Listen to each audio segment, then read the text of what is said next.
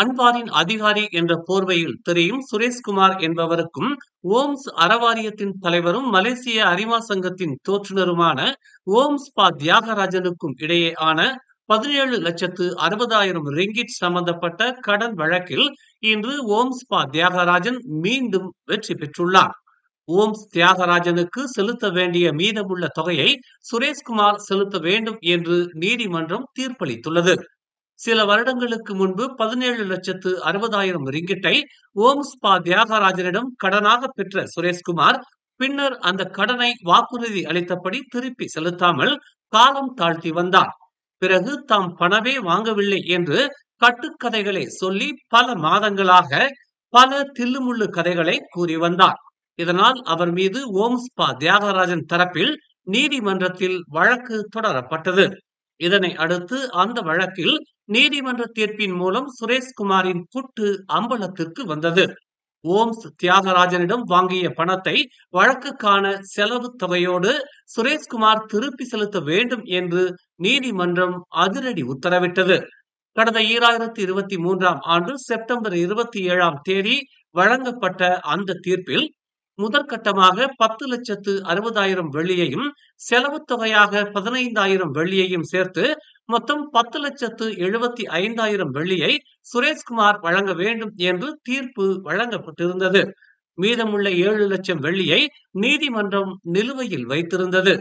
இந்நிலையில் நீதிமன்றம் தீர்ப்பளித்த பிறகும் நீதிமன்ற உத்தரவை மதிக்காமல் ஓம்ஸ் பா தியாகராஜனுக்கு கொடுக்கப்பட வேண்டிய 10,75,000 வெள்ளியை கொடுக்காமல் இழுத்தடித்துக் கொண்டிருந்தார் சுரேஷ்குமார். முடிவாக சுரேஷ்குமாருக்கு எதிராக திவால் அறிக்கை தாக்கல் செய்தவுடன் அதற்கு பயந்து கொண்டு நீதிமன்றம் அறிவித்த செலவு தொகையோடு சேர்த்து 10,75,000 வெள்ளியை ஓம்ஸ் பா தியாகராஜனின் வழக்கறிஞரிடம் சுரேஷ்குமார் ஒப்படைத்தார். இதனை அடுத்து மீண்டும் இவ்வழக்கு தொடர்பாக உயர்நீதிமன்றத்தில் அப்பீல் மனுவை தாக்கல் செய்தார் சுரேஷ்குமார். ஓம்ஸ் பா தியாகராஜன் தரப்பிலிருந்தும் அப்பீல் செய்யப்பட்டது. இந்நிலையில் அந்த வழக்கிற்கான தீர்ப்பு இன்று வழங்கப்பட்டது. அதில் ஓம்ஸ் பா தியாகராஜனுக்கு செலுத்த வேண்டிய மீதமுள்ள 7 லட்சம் வெள்ளி தொகையை சுரேஷ்குமார் வழங்க வேண்டும் என்று நீதிமன்றம் உத்தரவிட்டுள்ளது. செலவு தொகை குறித்து குறிப்பிடப்படவில்லை என்றாலும் ஓம்ஸ் பா தியாகராஜனுக்கு கொடுக்க வேண்டிய 7 லட்சம் வெள்ளி பணத்தை அவர் கொடுத்தாக வேண்டும் என்று உத்தரவிட்டுள்ளது நீதிமன்றம். இதன் வழி மீண்டும் தோல்வியை தழுவியுள்ளார் சுரேஷ்குமார். மீண்டும் மீண்டும் சுரேஷ்குமார் எனும் இந்த நபரின் போலி முகத்திரையை நாம் கிழித்தும் இன்னும் பொய் வேஷம் போட்டுக் கொண்டிருக்கும் அவருக்கு நீதிமன்றமே வழங்கியிருக்கும் இந்த தீர்ப்பு மீண்டும் ஒரு சம்மட்டி அடிதான். எனவே பிரதமரின் பெயரை கூறிக்கொண்டு சுற்றித் திரியும் இது போன்ற ஆசாமிகளை பொதுமக்கள் நம்ப வேண்டாம். தொடர்ந்து 2 முறை நீதிமன்றத்தால் நிரூபிக்கப்பட்டு தற்போது மீண்டும் குற்றவாளியாய் நிற்கிறார் இந்த சுரேஷ்குமார். எனவே பொதுமக்கள் இது போன்ற போலிகளிடம் கவனமாக இருங்கள் என்பதே பலரின் அறிவுறுத்தலாக இருக்கிறது. இந்து மதத்தின் புனித சடங்கான தைப்பூச காவடி ஆட்டத்தை பேய்களின் ஆட்டம் என கருத்து தெரிவித்திருந்த இஸ்லாமிய சமய போதகரான ஜம்ரி வினோத்துக்கு எதிராக இதுவரை 894 போலீஸ் புகார்கள் பதிவு செய்யப்பட்டுள்ளதாக தேசிய காவல்துறை தலைவர் தான்ஸ்ரீ ரசாரடின் ஹுசேன் தெரிவித்துள்ளார். குற்ற பத்திரிகைகளில் தொகுப்புகளை சட்டத்துறை அலுவலகத்திற்கு அனுப்பி வைத்துள்ளதாகவும் அவர் கூறினார். நாட்டின் சமூகங்களுக்கு இடையிலான நல்லிணக்கத்தை பாதிக்கும் வகையிலான கருத்துக்களை பகிரும் தனி நபர்கள் மீது காவல்துறையினர் விரைந்து நடவடிக்கை எடுப்பதாகவும் சட்டத்துறை தலைமை அலுவலகத்திடமிருந்து குற்றப்பத்திரிகை குறித்து பதில்கள் கிடைத்ததும் விசாரணையை மேற்கொள்ளவிருப்பதாகவும் தான்ஸ்ரீ ரசாரடின் ஹுசேன் தெரிவித்துள்ளார். மலேசியாவில் மொத்தம் 5,272 இளைஞர்கள் திவாலானவர்களாக உள்ளதாக இளைஞர் விளையாட்டுத்துறை அமைச்சர் ஹன்னா இயோ தெரிவித்துள்ளார்.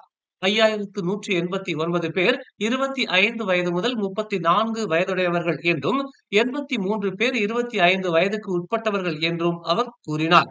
2024 ஆண்டில் மட்டும் 877 பேர் திவாலாகியதாக கணக்கிடப்பட்டிருப்பதாகவும் 2023 ஆண்டு 727 பேர் திவாலாகி இருப்பதாகவும் அவர் கூறினார். 2,776 இளைஞர்கள் தனிநபர் கடனுக்காக திவாலாகி இருப்பதாகவும் 474 பேர் வீட்டு கடனுக்காக திவாலாகி இருப்பதாகவும் 444 பேர் வாகன கடனுக்காக திவாலாகி இருப்பதாகவும் 110 பேர் வருமான வரியால் திவாலாகி இருப்பதாகவும் 89 பேர் கிரெடிட் கார்டு கடனால் திவாலாகி இருப்பதாகவும் ஹன்னா யோ விளக்கினார்.